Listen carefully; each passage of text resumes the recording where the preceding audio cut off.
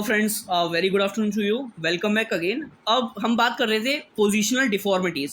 तो second type की हमने बात कर ली थी, अब बात करते हैं हम थर्ड टाइप की, स्कॉलियोसिस। इसमें क्या होता है, लेटरल शिफ्ट, या तो राइट की तरफ शिफ्ट हो जाता है या फिर लेफ्ट की तरफ शिफ्ट हो जाता है। जो हमारी स्पाइनल होती है, स्पाइनल कर्वेचर क्या होता है, लेफ्ट की तरफ शिफ्ट हो जाती है या फिर राइट की तरफ शिफ्ट हो जाती है। तो ये एक बहुत ही खतरनाक डिजीज़ है।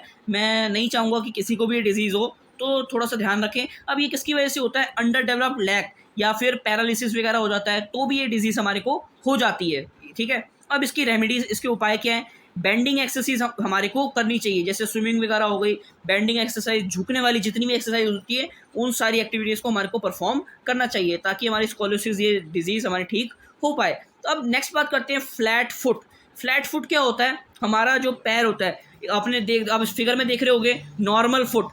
ठीक है, नॉर्मल फुट में क्या है कि पैर हमारा सही से रखा हुआ है, और फ्लैट फुट में क्या है, थोड़ा सा पैर क्या है, नीचे बिल्कुल ऐसे फ्लैट टच हो रहा है। नॉर्मल फुट क्या होता है, हल्का सा ऊपर की तरफ होता है। ठीक है, अब full touch feet on ground, अब ये क्या है, फ्लैट फुट। हमारे को ये भी क्या है, बीमारी है। ठीक है, क्या कि हमारा जो ग्राउंड पे पूरा पैर टच हो रहा है। नॉर्मल फीट में क्या होता है, हमारा पैर हल्का सा ऊपर बीच में से रहता है। अब इसके कारण क्या है, हमारा बॉडी वेट जब ज़्यादा इंक्रीज हो जाता है तो ऐसा होने लगता है, या फिर हमारे शूज़ वगैरह प्रॉपर नहीं होते, जिसकी वजह से हमारे कोई डिजीज़ हो जाती है।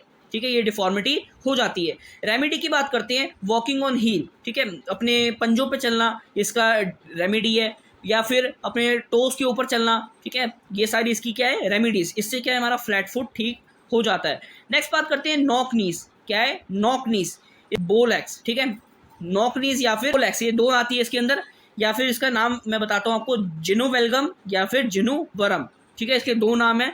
नॉक नी का नाम क्या है, जेनोवेल्गम, और बोल एक्स का नाम क्या है, जेनोवरम। ठीक है, ये इसके दो नाम है, अभी इसको पढ़ते हैं। अब इसमें क्या होता है, जो हमारे नॉक नी होते हैं, उसमें जो हमारे घुटने होते हैं वो क्या होते हैं, आपस में क्या होते हैं, टच हो जाते हैं। जो हमारे नीचे के जो पंजे होते हैं वो आपस में टच हो जाते हैं और बीच में गैप हो जाता है। इसी को बोलते हैं नॉक नीस। इसका कारण क्या होता है, जब हम क्या करते हैं, जैसे पर इसको कॉजेज क्या है, पद्मासन हम इसको कर सकते हैं, गौमुख आसन कर सकते हैं, जिससे क्या हो सकता है, ये ठीक हो सकता है। अब बात करते हैं बोल एक्स। बोल एक्स में क्या होता है, जो हमारे घुटने होते हैं वो आपस में मिल जाते हैं, और जो हमारे पैर होते हैं वो क्या होते हैं, बीच में से खुल जाते हैं, जो एक वाइड गैप आ जाता है।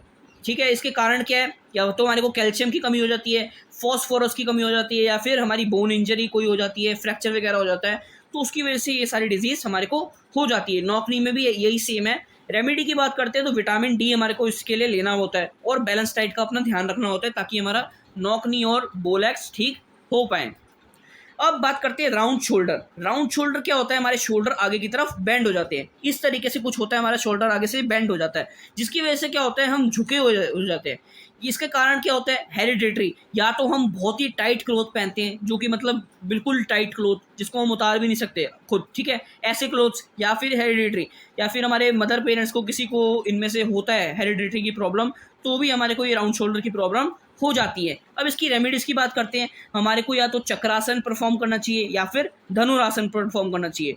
तो ये सारी थी हमारी पोजिशनल डिफॉर्मिटीज़। ठीक है, अब नेक्स्ट टॉपिक की बात करते हैं, sports participation in women.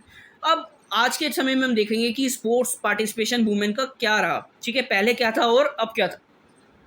First time participated in 1900 Olympics.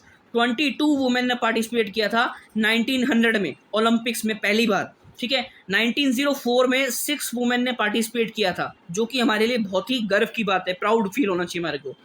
In India में 2000 में कर्नम मलेश्वरी, जो कि एक पहली वुमेन थी जिसने ब्रोंज मेडल को जीता था, कहाँ पर, सिडनी ओलंपिक। ठीक है, जो इंडिया से थी।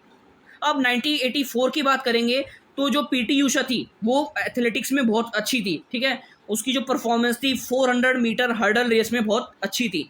तो ये कुछ थे स्पोर्ट्स पार्टिसिपेशन इन वुमेन, जिसकी वजह से हमारी जो वुमेन है, हमारे को उन पे क्या होना चाहिए, गर्व होना चाहिए।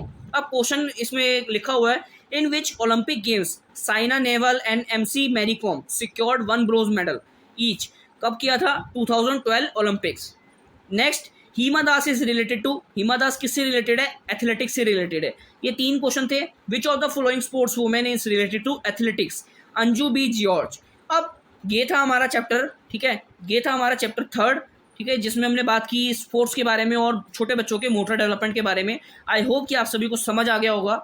ठीक है, हमने इसमें शॉर्ट में ही बात करी है, ज़्यादा डिटेल में हमारे को नहीं जाना, जितना मैं आपको बता रहा हूँ बस आप उतनी की तैयारी करते रहिए, आपका एग्ज़ाम 100% आपका अच्छा जाएगा। तो आज के लिए इतना ही, थैंक यू।